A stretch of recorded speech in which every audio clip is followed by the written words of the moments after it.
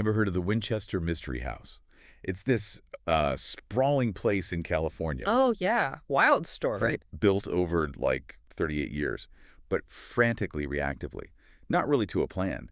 You end up with stairs going straight into ceilings, doors opening to, well, nothing, just walls. It's this huge, visible symbol of chaos, isn't it? And P.G. Sebastian, in his piece, The Inheritance Blueprint, he uses it as this perfect metaphor, a life built just reacting to ghosts, to inherited stuff instead of, a clear vision. Exactly. And that feels like the chilling part for marriage today. Yeah. You've got two people showing up, each with their own like phantom blueprint from their past, Hmm. and they start building this life together without ever really checking if those inherited plans actually Yeah.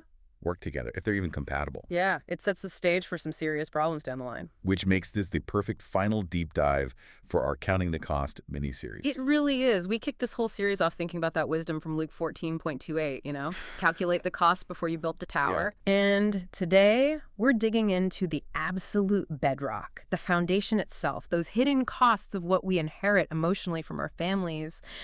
This is really essential stuff if you're building something meant to last forever. Because forever should be built with clarity. That's the whole point, isn't it? That's the steps to forever approach. Absolutely. Okay, so let's unpack this. P.G. Sebastian's article, The Inheritance Blueprint, it's all about family dynamics, emotional inheritance. Right. So the big question we're tackling is, Mm-hmm. what are these kind of invisible scripts we all carry around? Mm-hmm. And maybe more importantly, what's the real cost if we just ignore them before making a huge commitment like marriage? Well, what P.G. Sebastian highlights, and it's quite a thought, is that every single person standing at that altar or moving in together, whatever the commitment is, they're basically a walking, breathing archive. Wow, an archive. Yeah, like a curator of this really personal, often completely uncatalogued collection of emotional stuff, artifacts from their past. And that inheritance, that psychic architecture from your family, it's the single biggest thing you bring into the relationship. And the least looked at, probably. Exactly. The least scrutinized asset. You're marrying the person, sure, but PG says you're also, in a very real way, inheriting their entire archive. Okay, marrying their archive. That lands with a bit of a thud. But if these scripts are invisible, how do we even start to see them? Like, what are these unspoken bylaws from childhood? They're basically the default settings you grew up with, the things you never questioned because they were just normal. Think about the rules around conflict, how affection was shown or not shown, how money was handled, talked about. Loyalty, too, right? Oh, absolutely. Loyalty, crucial one. And these things only really surface as rules when your partner, operating from their completely different invisible script, does something that violates yours. Okay, so that's the moment of collision. That's the clash. PG calls it the clash of unexamined orthodoxies. It sounds grand, but it's real.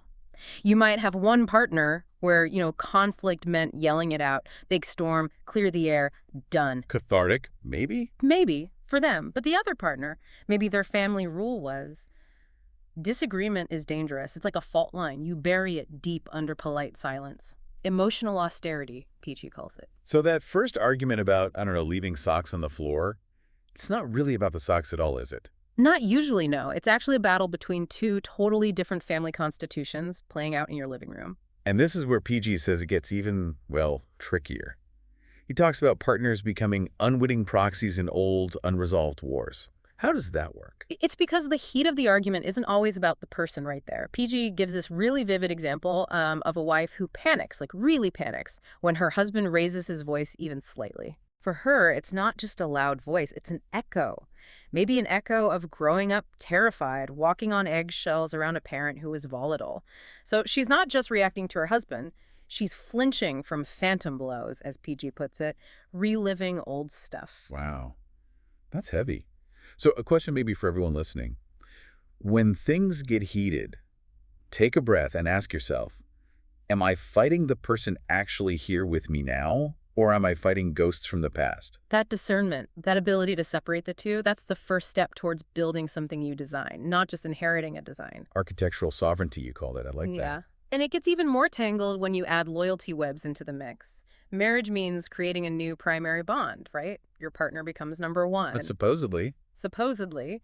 But what happens when your original family sees that shift, that new bond, as well as treason. Oh, I can see this. PG talks about that paralyzing bind, doesn't he? Ugh. The classic maybe son caught between his mom, who expects to still be his main emotional support, Right, his primary confidant. and his wife, who has a totally legitimate need to be the center of his emotional world now. Exactly. And when that son tries to, redraw those boundaries, gently even, the original family often feels genuinely betrayed, like deeply hurt. And the new partner gets blamed? Instantly. They're the interloper, the usurper, the one who's turning our son against us. It forces the couple into this constant, exhausting dance, trying to balance competing loyalties, competing loves. Someone always feels wounded. You'd think modern life, with its focus on the individual, would make this easier, but PG points out this weird contradiction, this disorienting double bind. What's that? We celebrate radical individualism, Mm. be your own person, write your own story, but at the same time, we've got this deep-seated cultural idea that blood is thicker than water. Ah, right. You're supposed to be totally independent, except when it comes to family, then loyalty is paramount. It's a setup for conflict. And then there's what PG calls the isolation task. Explain that. Well, we don't live like we used to, right? Multi-generational households are rarer. Couples used to see like half a dozen ways to handle arguments just by being around aunts, uncles, grandparents. They had more models, more lived experience nearby. Exactly. Today, the couple is often isolated, expected to just invent how to have a successful relationship from scratch. Almost zero daily lived-in wisdom, as PG puts it. Which makes looking at your own inherited flaws feel less like a normal human challenge and more like some kind of private, shameful secret, a personal failure. Okay, so let's talk costs. Because PG is really clear these aren't just fuzzy emotional concepts. The costs are, in his words, as real and devastating as any financial debt. He mentions opportunity cost and psych attacks. Yes, and the currency here isn't dollars, it's time, energy, your potential individually and as a couple, that psychic tax. Think about the sheer emotional labor one partner burns just constantly running interference. Like buffering between their spouse and a parent who's maybe intrusive or critical. Precisely. That's mental, energy, emotional bandwidth. That should be going into building intimacy, planning your future together. Instead, it's all diverted into managing these old border disputes from the past. I can picture that. Imagine someone raised with a really strict scarcity mindset about money, Okay. married to someone whose family showed love through spending, through gifts. Every single purchase, Yeah. even small ones, becomes this huge moral drama. Exhausting. Utterly exhausting. And all that energy you pour into refighting old family battles about money or affection or whatever it is, that's energy you cannot use to build the future you actually want together. So when does it hit? When do people realize? A PG says the reckoning, the crisis point, isn't always some big blow up. No, often it's quieter. He describes it as this quiet, dawning horror, that slow, creeping realization that the house you've built together, it is the Winchester house. It feels alien, maybe cold, full of dead ends you didn't see coming. And the biggest danger then, the real failure, is accountability, right? That's the great temptation. It's so much easier, isn't it, to point the finger. To say, it's your family, your blueprint is the dysfunctional one. Exactly. Way easier than facing the possibility that, maybe the rules I learned, the ways I learned to cope growing up, maybe they actually kept me safe back then, but now they're actively damaging my marriage. That's the hard truth. So we have to shift from being these kind of accidental inheritors Living inheritors, yeah. to becoming, what was it, sovereign architects, taking conscious control of the design. That's the goal. And it requires deliberate renovation. PG actually outlines 4 phases for this kind of foundational work. Okay, let's hear them. How do we start this renovation? Phase 1, he calls the archaeological dig. Think of yourselves as historians, not prosecutors. The aim is clarity, not blame. Gentle historians. Gentle, non-judgmental. You're excavating your own family histories. Tools like a genogram can be amazing here. It's like a family tree, but it maps emotional patterns, big events, relationship dynamics, recurring themes across generations. It makes the invisible stuff visible. And the real work is asking the brave questions, I guess. Absolutely. Questions like, okay, honestly, what were the spoken rules about money in your house? And what were the unspoken ones? Or, how did people show anger? Was it allowed, ignored, explosive? And this has to be collaborative, right? Like spreading out both sets of old blueprints side by side and saying, okay, this is my starting point, not look how messed up yours is. Exactly. Collaborative discovery. You have to name the ghosts before you can stop them from, rearranging the furniture when you're not looking. Okay, so you dig up the old plans. What's phase two? Phase 2 is the Constitutional Convention. You shift from being historians to being founders, founders of your new shared nation of two. A nation of two. I like that. So you're consciously deciding what to keep and what to discard. Intentionally. You might look at one blueprint and say, your family always had that Sunday dinner tradition. That feels like a strength. Let's keep that. But maybe the rule never go to bed angry, which sounds good, actually forces fake, rushed apologies in your dynamic, so you amend it.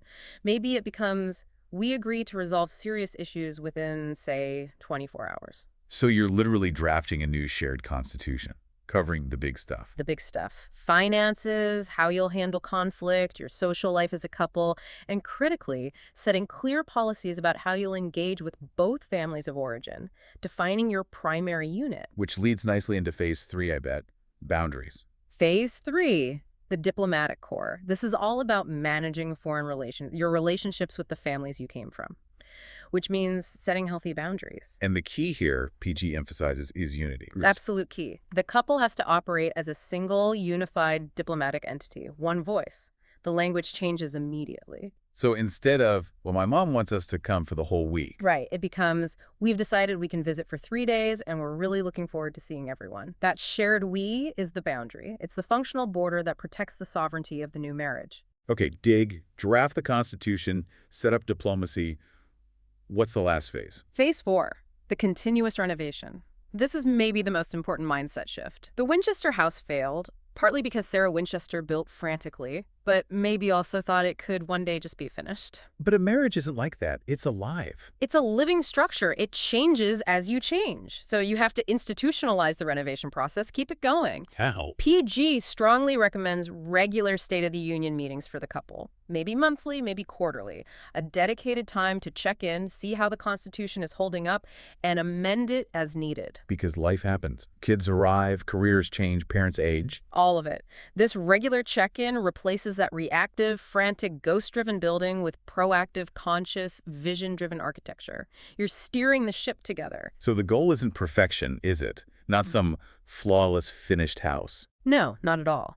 It's about building a resilient home, a unique home that reflects both of you, built on a foundation of conscious choice, courage, and collaboration. You learn to live with the history, with the ghosts, understanding where they came from. But you're no longer living for them. You're not building their house anymore. That's the triumph. That's clarity winning out over assumption.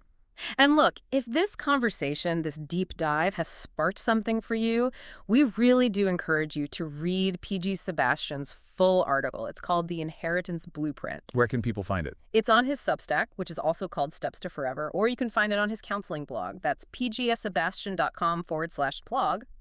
And for more structured resources, especially around family stuff, the Steps to Forever Knowledge Center is packed with insights. Fantastic. And seriously, thank you for letting us be your drive time companion or maybe your background listen at work. Whatever space you make for these kinds of, hopefully, potent conversations. Yeah, we appreciate you tuning in and your support, subscribing, hitting that notification bell. It genuinely helps us keep doing this work. It really does. Now, since this wraps up our 5-part Counting the Cost mini-series. Wow, 5 parts already. I know, right? We really want to hear from you. How has this whole series maybe impacted how you think about relationships, about preparedness, about, well, counting the cost? Yeah, share your thoughts, your reflections. We'd love to know what resonated or what shifted for you. And as a little thank you, one lucky listener who shares their insights with us, details on how to share Way will be in the show notes, will get free access to a course of their choice in the Steps to Forever Knowledge Center. That's a great offer, so go on, share your thoughts. Go be the sovereign architects of your own future. Build something amazing together. Build wisely. We'll talk to you next time on The Deep Dive.